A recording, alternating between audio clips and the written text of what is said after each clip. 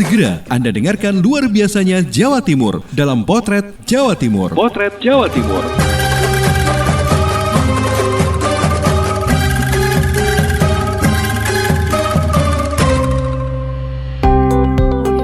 Halo sahabat, Jawa Timur memang luar biasa.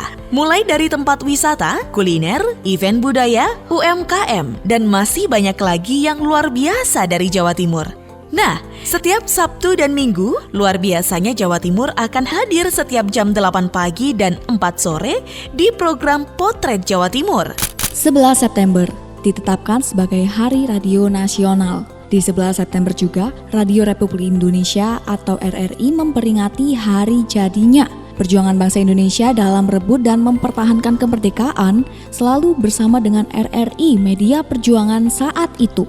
Dan inilah cerita di balik perjuangan tokoh-tokoh radio dalam menyebarluaskan kabar kemerdekaan Indonesia.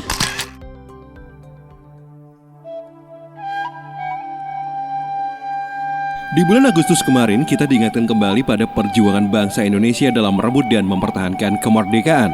Dan September ini ada sebuah peristiwa yang menjadi bagian langsung pada perjuangan bangsa.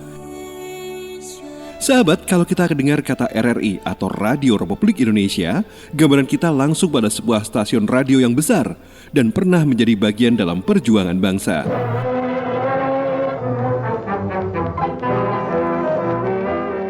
Sejarah berdirinya RRI berawal dari detik-detik proklamasi 17 Agustus 1945, sebuah peristiwa penting yang menjadi titik balik perjuangan.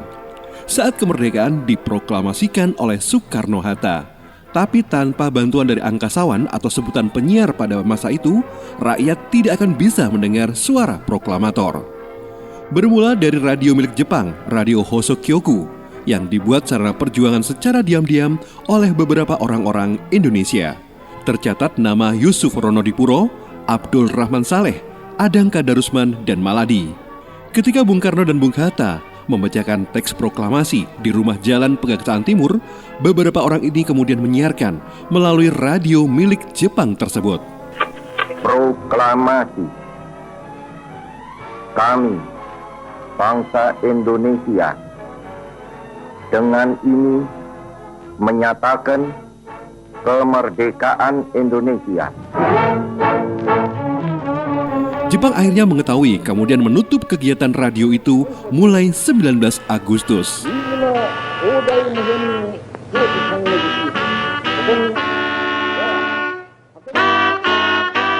Dengan ditutupnya Hosokyoku, membuat angkasawan seperti Yusuf Ronodipuro, Abdul Rahman Saleh, Adang Kadarusman, dan Maladi kemudian mendirikan radio untuk perjuangan kemerdekaan Indonesia.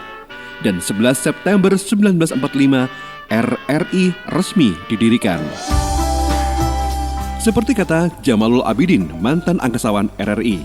Pak Yusuf Ronodipuro ini waktu itu mewakili angkasawan radio yang ada di Jakarta. Salah satu ya, diantaranya ada 4 atau 5 orang. Kemudian ada yang dari Bandung, ada yang dari Surabaya, ada yang dari Malang, ada dari Solo, ada dari Jogja, dan dari Semarang.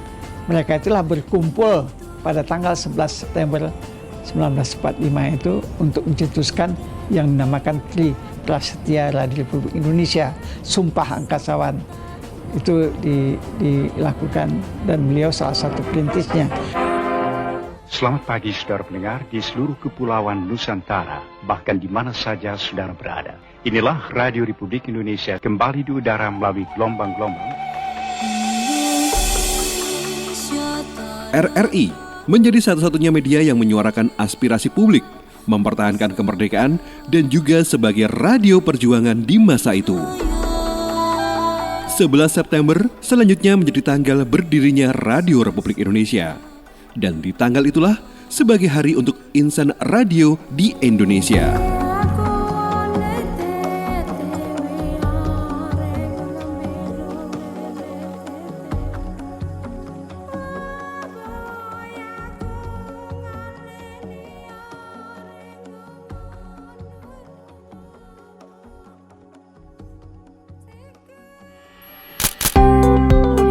Selain Soekarno dan Sudanko Supriyadi yang melegenda di Kota Blitar, ada satu lagi tokoh legenda tapi jarang dibicarakan. Meskipun tokoh ini yang sebenarnya mewarnai dan melatar belakangi perjuangan Soekarno dan Sudanko Supriyadi. Tokoh ini adalah guru spiritual Soekarno dan Sudanko Supriyadi, Kiai Alif Ahmad Hasan, atau makamnya lebih dikenal dengan Mbah Bendo. Alfik Rahardian, Mahardika Kota Blitar yang berbagi cerita.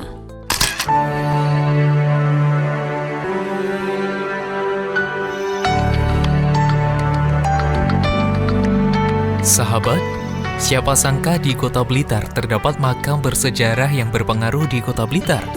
Bukan hanya makam Bung Karno, tapi makam Mbah Bendo, makam guru spiritual sang proklamator Bung Karno dan guru besar Sudanko Supriyadi. Makam yang diberi nama Kiai Alif Ahmad Hasan ini terletak 1 km dari arah barat makam Bung Karno Kota Blitar, tepatnya di Jalan Kapuas nomor 81, Bendo, Kecamatan Kepajen Kidul, Kota Blitar. Makam yang pernah didatangi oleh Presiden Republik Indonesia keempat Gus Dur ini juga bisa dibilang tokoh di balik peristiwa heroik pemberontakan Peta Blitar. Menurut cerita yang beredar, dari Mbah Bendolah Supriyadi selama ini sering curhat mengenai kondisi penderitaan rakyat, bentuk kezaliman saat masa penjajahan, hingga berujung pada peristiwa yang mencengangkan Indonesia pada tahun 1945. Dalam sebuah cerita, Kiai Alif Ahmad Hasan pernah diculik Jepang serta ditahan di Madiun. Namun, hanya berselang beberapa hari, Kiai Alif Ahmad Hasan menghilang dari tahanan dan sudah berada di kediaman Soekarno tanpa diketahui penjajah Jepang. Tidak hanya berbentuk makam saja, terdapat musola Boto Putih di samping makam Mbah Bendo yang digunakan untuk beribadah setiap hari. Hartoyo, juru kunci makam Mbah Bendo, mengatakan hampir setiap hari terdapat orang yang datang berziarah di makam Mbah Bendo ini. Kegiatan yang rutin dilakukan diantaranya setiap hari Ahad Pahing diadakan semaan Al-Quran di musola Boto Putih. Selain itu, di bulan Safar hari Ahad Pahing diadakan peringatan Haul Mbah Bendo di kediaman Hartoyo.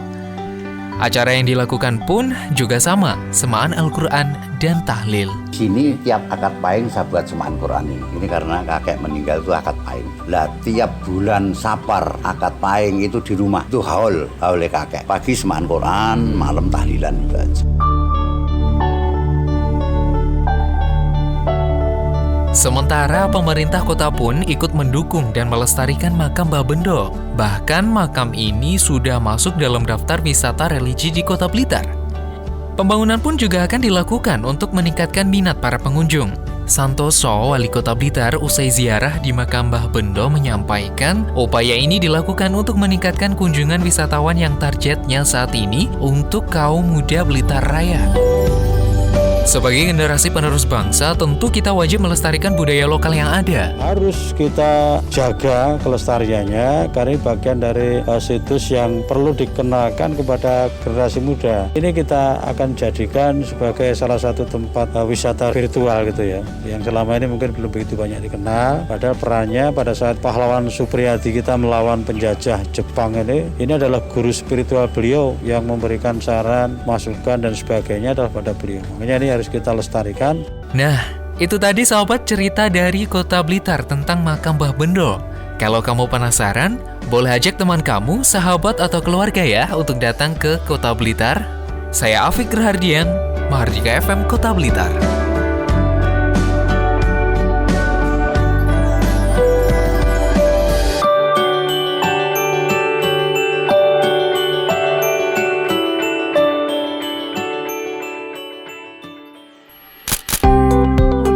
Pesisir utara pantai Jawa Timur sejak dulu jadi titik awal penyebaran dan perkembangan Islam di tanah Jawa. Gresik yang dulu adalah kota pelabuhan juga jadi titik awal perkembangan agama Islam. Ada 2 wali 9 yang identik dengan Gresik, yaitu Sunan Giri dan Syekh Maulana Malik Ibrahim. Bukti-bukti penyebaran dan perkembangan Islam di Gresik kini tersimpan di Museum Giri. Simak cerita Putri Rizkiana, Suara Gresik.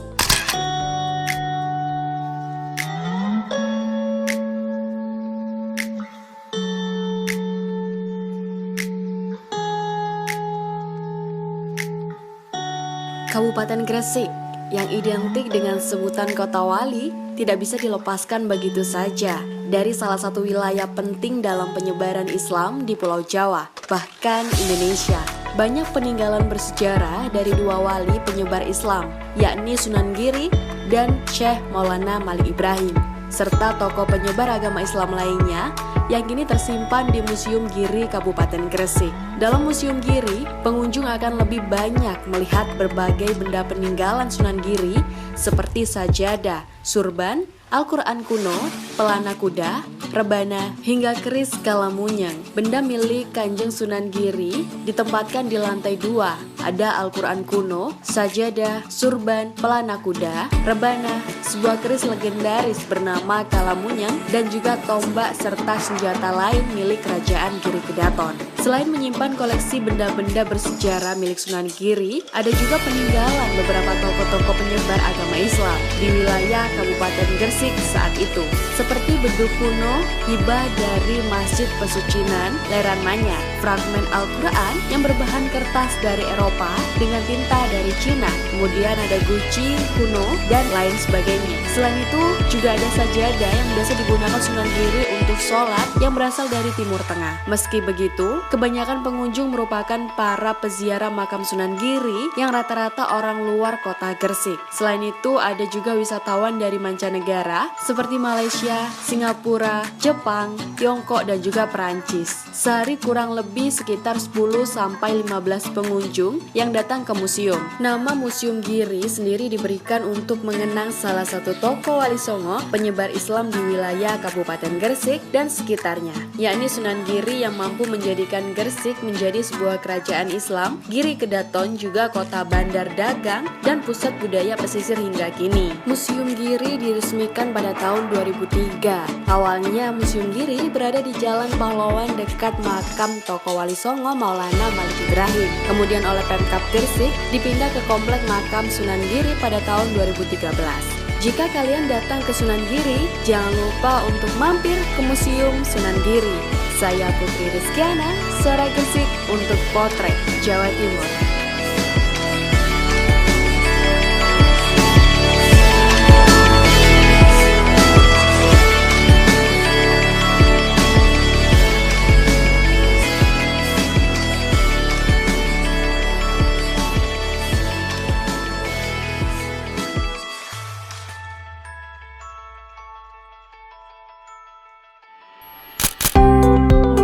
Tepat 4 September kemarin adalah peringatan Hari Jadi Kota Probolinggo ke-661. Banyak rangkaian kegiatan digelar.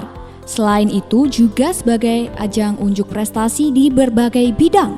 Capaian prestasi inilah yang jadi kado luar biasa untuk Hari Jadi ke-661.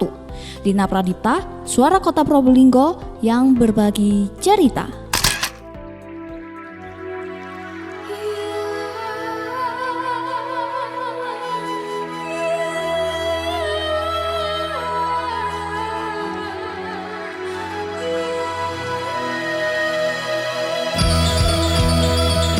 Bulan September menjadi bulan yang spesial bagi Kota Probolinggo.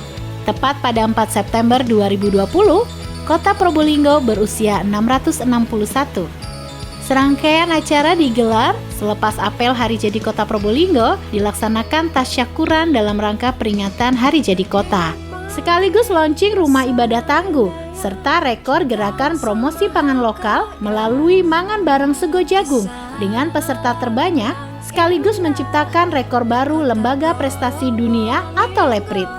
Dihadiri Wali Kota Probolinggo Habib Hadi Zainal Abidin, kemudian Wakil Wali Kota Muhammad Sofi Subri, Sekda Dr. Gigi Nini Irawibawati, Ketua DPRD Abdul Mujib, Kajari Yeni Puspita, Wakapolres Kompol Teguh Firman, Kepala OPD, dan para staf ahli serta asisten di lingkungan pemerintah Kota Probolinggo. Acara yang berlangsung sederhana namun juga penuh sukacita.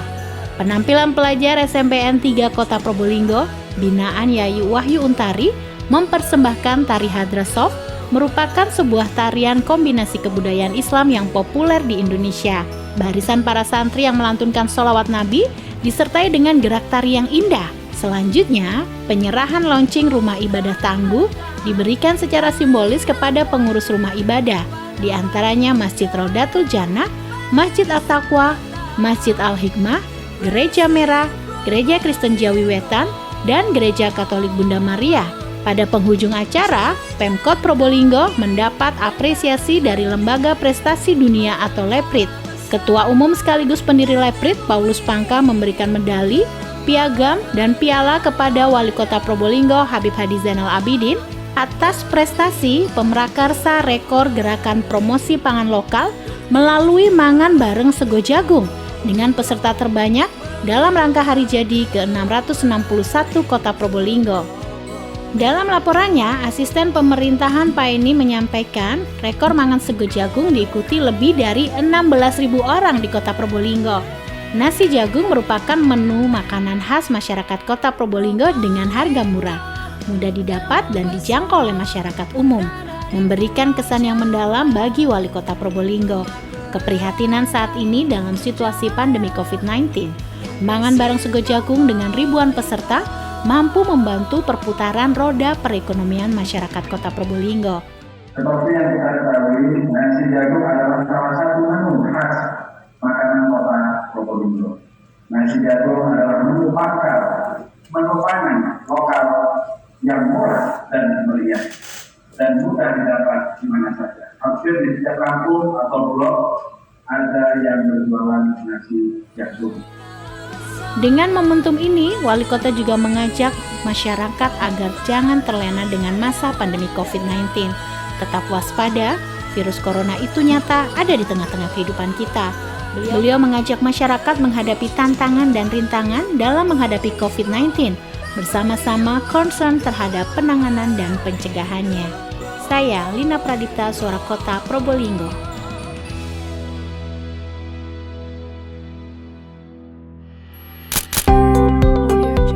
Di Kabupaten Blitar, ada satu tempat wisata yang cocok untuk Anda yang hobi memancing. Meskipun tidak ada tiket masuk untuk para pengunjung, jangan khawatir. Harga kuliner di dalam lokasi wisata masih terjangkau. Namanya adalah Wisata Edukasi Gurami Seduri. Selain memancing, Anda juga bisa sekedar nongkrong bersama sahabat atau bersuah foto. Risma Erina, Persada Blitar yang berbagi cerita.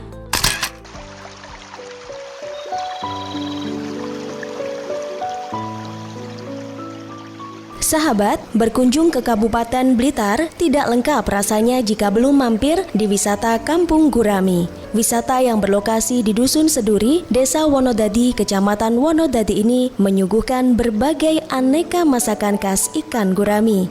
Ya, wisata Kampung Gurami ini memang merupakan destinasi wisata kuliner dan edukasi dengan tema budidaya ikan gurami. Selain dijajakan berbagai olahan khas gurami, juga dipadu dengan tempat tongkrongan yang nyaman, membuat wisata Kampung Gurami ini sayang untuk dilewatkan. Apalagi bagi para pengunjung tidak dipungut biaya sepeser pun alias gratis.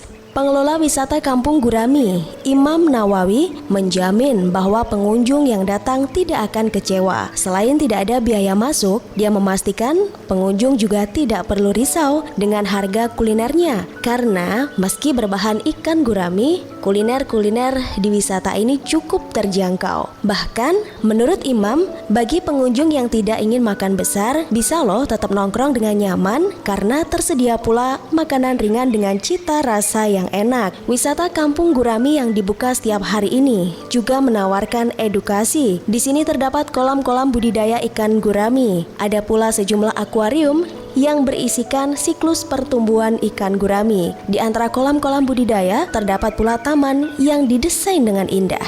Cocok untuk Anda yang suka bersuah foto. Ini ada beberapa spot, ada spot-spot untuk berselfie dan untuk bermain anak-anak, dan yang tidak ketinggalan bahwa gurami adalah ikan untuk konsumsi. Maka itu pada akhirnya harus tahu dan kita rasakan ikan gurami ini dalam berbagai masakan, ya, berbagai olahan. Mungkin ada masakan, ada olahan, itu memang beda. Itu. Jadi kedua-duanya akan kita sajikan di sini, di wisata gurami sini. Nah, bagi pengunjung yang membawa anak bisa juga menemani anaknya berenang di kolam yang sudah disediakan sambil menikmati udara yang sejuk. Jadi, sayang sekali kan jika wisata Kampung Gurami ini terlewatkan untuk dikunjungi.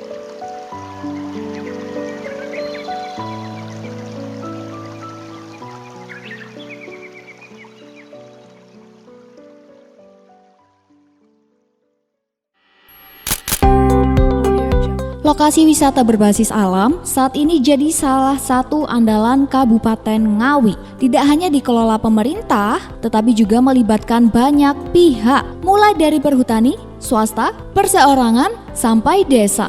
Salah satu lokasi wisata yang wajib masuk daftar kunjungan adalah wisata Kayangan di Grimulyo, Jogorogo. Selain nuansa alam, wisata Kayangan juga dilengkapi berbagai fasilitas adventure seperti Flying Fox, ATV, MTB Route Sawah, dan spot foto Instagramable. Anjani, Suara Ngawi.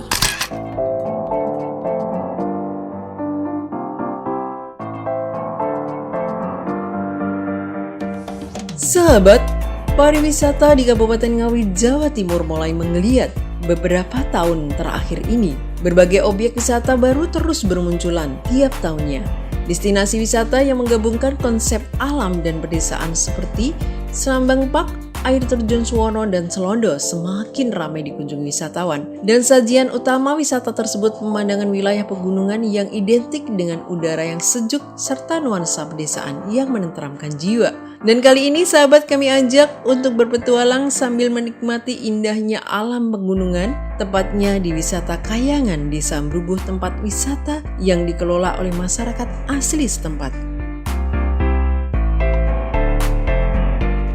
Di wisata Kayangan ini berpetualang dan tentunya memacu adrenalin. Ada Flying Fox dengan panjang 200 meter merupakan Flying Fox terpanjang di Ngawi. Selama meluncur, sahabat disuguhi pemandangan sawah yang hijau dan segar.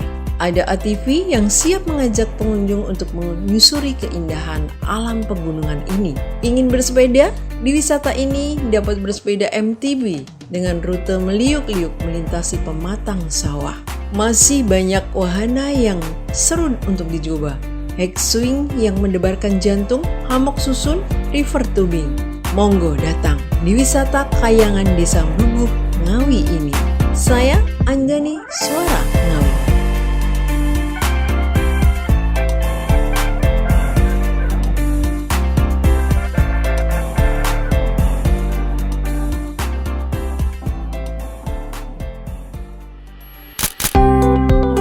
Kabupaten Lumajang yang dikelilingi pegunungan punya banyak sumber air berupa danau atau ranu dalam bahasa lokal, seperti Ranu Linggo Rekisi yang ada di kaki Gunung Semeru. Nama Rekisi diambil dari banyaknya tanaman rekisi di sekitar ranu, sedangkan untuk linggo karena bentuknya yang berkelok. Penasaran dengan suasana Ranu Linggo Rekisi? Yuk dengar dulu cerita Ajeng Prawestri Suara Lumajang.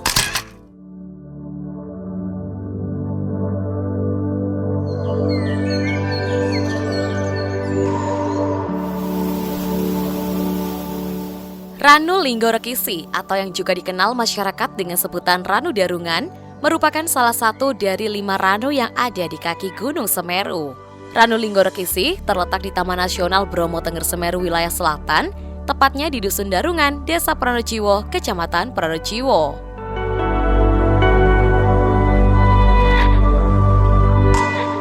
Nama Ranu Linggo Rekisi diambil dari nama tanaman yang mengelilingi perairan tersebut, yakni tanaman rekisi. Sementara linggo diambil dari bentuk ranu yang berkelok-kelok. Namun ada penyebutan Ranu Darungan dari masyarakat sekitar. Hal itu dikarenakan Ranu Linggo Rekisi berbatasan langsung dengan Dusun Darungan, Desa Pranojiwo. Ranu Linggo Rekisi tergolong daerah yang aman untuk kegiatan camping dan kegiatan seru lainnya. Suasana sejuk, asri, dan nyaman sangat pas untuk menghapus penat dalam rutinitas pekerjaan sehari-hari.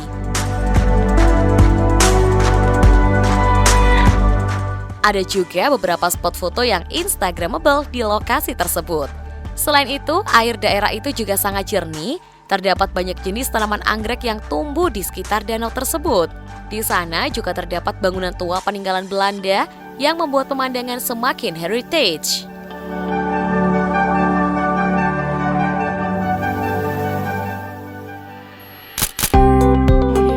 Dan masih banyak luar biasanya Jawa Timur belum terekam dalam potret Jawa Timur kali ini.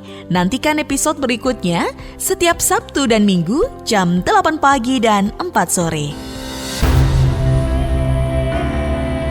Anda sudah menyimak potret Jawa Timur disiarkan serentak di Suara Sidoarjo, Persada Kabupaten Blitar, Mahardika Kota Blitar, Pradia Suara Tuban, Ralita Pamekasan, Ersal Nganjuk, Suara Madiun, Suara Gresik, Suara Kota Probolinggo, Suara Lumajang, Suara Ngawi, Suara Sampang, Suara Pacitan, Suara Pasuruan, Blambangan Banyuwangi, Magetan Indah, Wika Mojokerto, Malawapati Bojonegoro, dan RGR Tulungagung.